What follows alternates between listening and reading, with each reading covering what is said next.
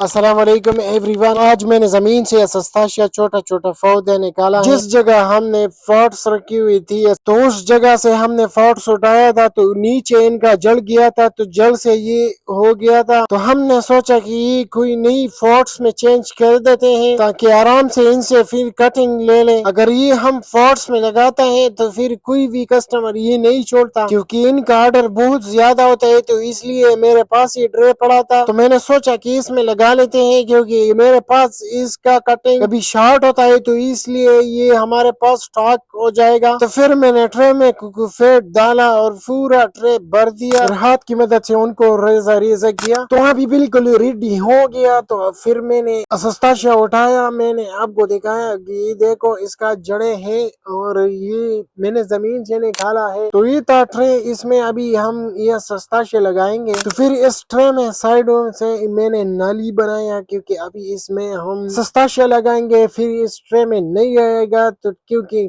Cutting जो है ना ये बहुत ज्यादा है। इसलिए फर्स्ट ऑफ ऑल मैंने साइडों से शुरू किया क्योंकि अभी साइड में लगाएंगे तो फिर थोड़ा रह गया तो दरमियान में लगाएंगे। तो फिर मैंने आहिस्ता आहिस्ता एक एक भी साइड में लगाया। तो एक साइड कंप्लीट हो चुका है, रह गया 3 साइड, अभी 3 साइडों में लगाना है। मैं इसको जल्दी कर देता हूँ।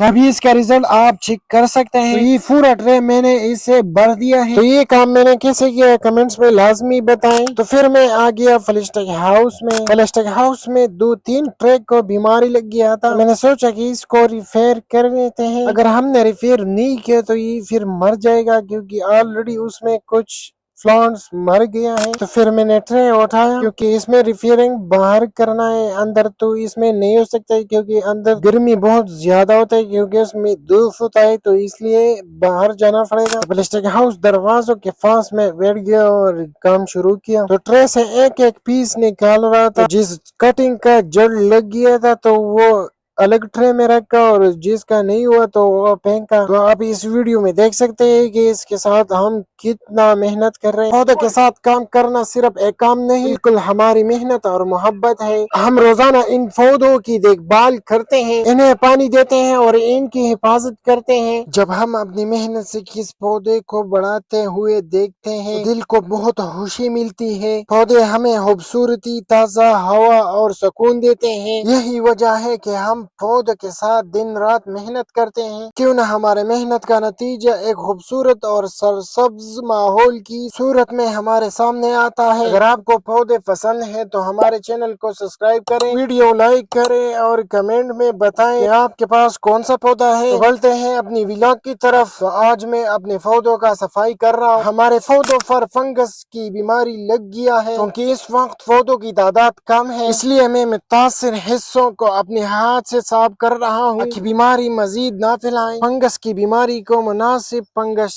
کش دوا کے استعمال سے بھی ختم کیا جا سکتا ہے، اور اگر بر وقت علاج کیا جائے تو پودے دوبارہ صحت مند ہو سکتا ہے۔ اگر آپ کے پودوں میں بھی فنگس کی علامات نظر آئے تو فوری توجہ دیں، متاثر حصوں کو صاف کریں اور مناسب دوا کا استعمال کریں تاکہ بیماری دوسروں پودوں تک نہ پھیلائے۔ اللہ تعالی ہمارا فصلوں کو برکت عطا فرمائے اور ہر کسان کا محنت قبول فرمائے، آمین۔